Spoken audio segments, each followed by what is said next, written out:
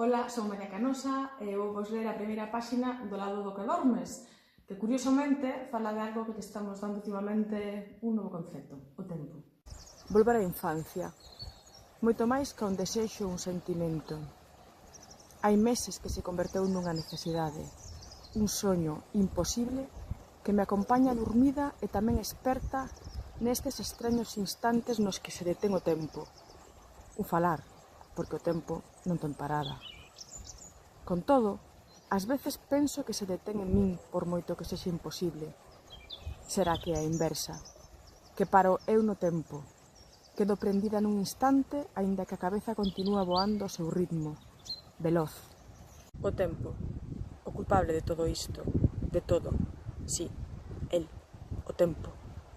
Porque na nenez existía, podíamos medilo, sentilo, contalo, tocalo.